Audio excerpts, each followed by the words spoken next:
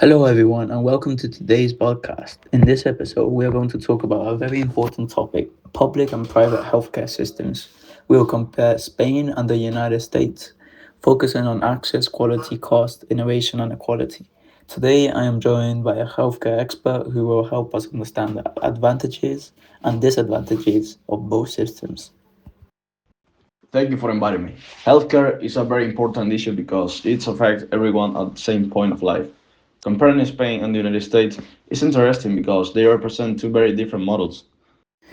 Let's start with the access and coverages. What are the main differences between public healthcare in Spain and private healthcare in the United States? The main difference is that Spain has a public healthcare system that offers almost universal coverage. This means that most people can receive medical care without paying a large amount of money yearly when they go to the doctor or a hospital. In the United States, healthcare depends much more on private insurance. Many people receive insurance through their job, while others use public programs such as Medicare or Medicaid. However, it's not everyone. Not everyone is fully covered. Some people have to pay very high medical bills. So, would you say that healthcare is easier to access in Spain? In general, yes. In Spain, people usually do not avoid going to a doctor because of money. In the United States, some people delay medical treatment because they are afraid of the cost. This can be dangerous because a small health problem can become worse if it's not treated early. And what about life expectancy? Countries with strong public healthcare systems often have good results in life expectancy because people can access basic care, prevention, and treatment. The United States spends a lot of money on healthcare, but spending does not always mean better health results for everyone. Now, let's talk about quality and waiting times.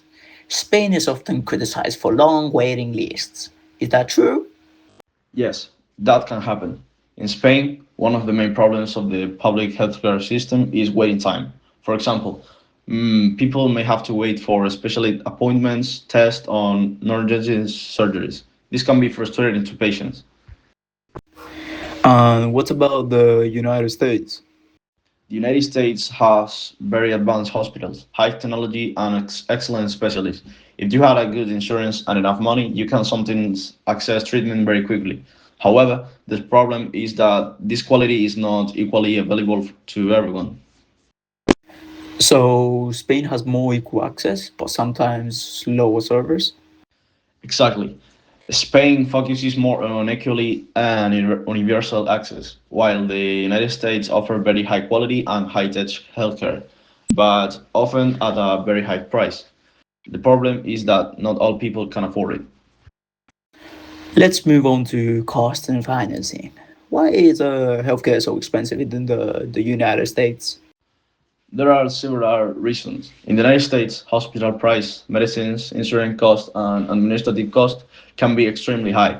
Sometimes patients receive surprising bills after treatment, even if they have an insurance.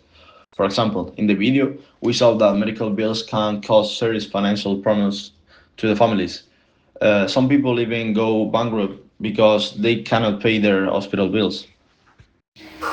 That sounds very serious. How is healthcare financed in Spain? In Spain, public health care is mainly financed through taxes. People pay taxes, and the government uses part of that money to fund hospital doctors, nurses, and medical services. So in Spain, people pay through taxes, while in the US, they pay through insurance and direct medical bills. Yes, that's the main difference. In Spain, people may complain about paying taxes, but they usually do not receive a huge bill after an emergency operation. In the United States, someone can receive excellent treatment, but the final bill can be extremely high. Now let's talk about innovation and equality. The United States is known for medical research and innovation. Is that one of its strengths? Yes, definitely. The United States is a leader in medical research, new treatments, new technology, and pharmaceutical innovation. Many important medical advances come from American universities, hospitals, and companies. And what about Spain? Spain also has good doctors and hospitals, but its system is more focuses on equity and public access. The idea is that healthcare should be available to everyone, not only to people who can pay more. So, is this debate basically innovation versus equality? In a way, yes. The United States is very strong in innovation, technology, and research, but its system can be unfair because many people cannot afford care. Spain is more equal and accessible, but it can have problems with waiting lists and limited resources. To sum up, both systems have advantages and disadvantages. Spain offers public healthcare with wide coverage and more equality, but patients may face long waiting times. The United States has more advanced technology, excellent specialists, and strong research, but healthcare can be extremely expensive and not everyone has equal access. That's right. There is no perfect system.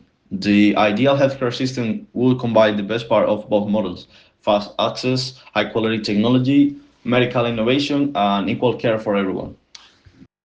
That is a great final idea. Healthcare should protect people and not make them afraid of getting sick.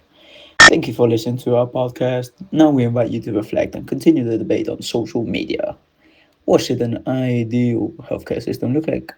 Should healthcare be mainly public, private, or a mix of both? Thank you for inviting me. See you in next episode.